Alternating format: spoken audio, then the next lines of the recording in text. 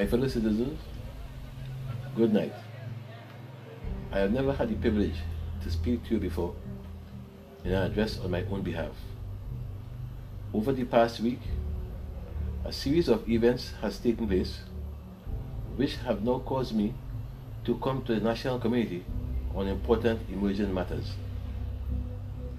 As most of you are aware, for my entire life, whether in teaching, football, or politics, I have worked in the interest of the people of Trinidad and Tobago, and by that I mean all of the people of this rainbow nation. This is not to say that I have not also sought the interests of my family, but far too often I have put country before my family and myself. When I helped to evict the People's National Movement from office in May 2010, I considered then that the course of action that I took was a national imperative. In the light of this very firm view and objective, I threw a considerable amount of my resources into supporting the person who today has become the current Prime Minister of this country and the political leader of the United National Congress, the UNC.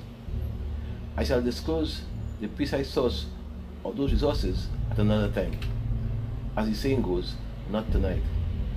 Since being dismissed from government, I have been like a lone, isolated soldier, and therefore I have had to measure my attacks against the government from time to time. It was my strategy to restrict my forays to the various matters of policy, of which there were many. I have had to keep my own counsel in regard to several of these issues, these forays of government overreach, believing that the country was better off with the flawed People's Partnership Government than the alternative People's National Movement. It is a fact, fellow citizens, that the political party, the Independent Liberal Party, ILP, was formed not for me or for my personal benefits, but to give voters, yes, to give you the voters, a genuine choice between the two traditional parties. A genuine and vibrant third force, which I am convinced will play a positive role in the development of this country's politics. Tonight, I come to you as a man who has been publicly excoriated at the hands of those whom I have sought to elevate, both at home and abroad. I stand before you tonight, and here and now, and I make a public declaration of intent. My friends, listen to me well.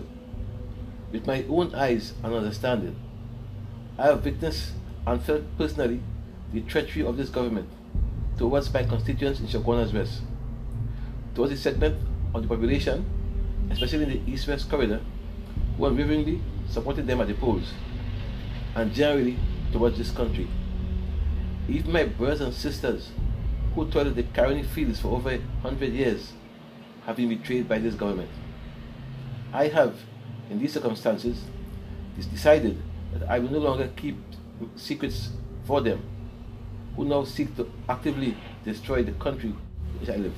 I have, in these circumstances, decided that I will no longer keep secrets for those persons who now seek to actively destroy this country's hard-won international image, this country's fate, and the fate that the constituents reposed in me. And at the age of 72 years old, I have no intention of allowing them to deprive me of my freedom. I also wish to say to you tonight that I reasonably and surely fear for my life. I have, as promised, compiled a comprehensive and detailed series of documents, including checks and corroborated statements, and have placed them in different and respected hands. I said to you before, by so doing, I have in effect placed the outcome of those matters beyond even my own reach. Retracting them is not an impossibility. There can be no turning back. These documents treated by knowledge and involvement in the following matters: the link between FIFA, its funding, and me. The link between FIFA, its funding, and the United National Congress, and the People's Partnership Government in general election of 2010. These documents deal with Section 34 fiasco. They also deal with my knowledge of financial transactions at FIFA, including, but not limited to, its president, Mr. Sepp Blatter. And lastly, other matters involving the nation's current Prime Minister. I apologize to the people of Trinidad and Tobago for not disclosing my knowledge of these matters before. My judgment was initially that the People's Partnership Government, as bad as it was and still is, was better for this country than any other government, except possibly a government of the ILP. At my heart, I view you all as the honorable citizens of a nation that can only be great, but only if every dishonorable government is removed from office. Mahatma Gandhi once said that all through history there have been tyrants, but in the end they all fall. My family, whom I have neglected for years, is now experiencing a turbulent future. My constituents, God forbid, face the prospects of return to participation in elections without the prospect of effective representation. Accordingly, tonight, I place my future, such as it is, in the hands of the people of Trinidad and Tobago. I have told the truth in my statements, and before you tonight, and with God's grace, the people of this country will in due course make their judgment on the basis of what I said to them and who shall govern them. Certain of my lawyers are, on my instructions, engaged in the task of making contact with law enforcement authorities, both inside as well as outside of Trinidad and Tobago, with regard to the statements I have made. Even if these approaches, and I say again to you, even if these approaches do not bear fruit, my careful dissemination of the material to certain persons of standing in this society means that for me, there can be no reversal of the course of action which I have now embarked upon. I will therefore release, or if I'm incarcerated or even dead, I will therefore release tonight those persons who hold the evidence on my behalf. All of it. This is unfortunate, and this is a sad turn of events for me. For all my friends in the past, I have never viewed myself as anything but a proud patriot.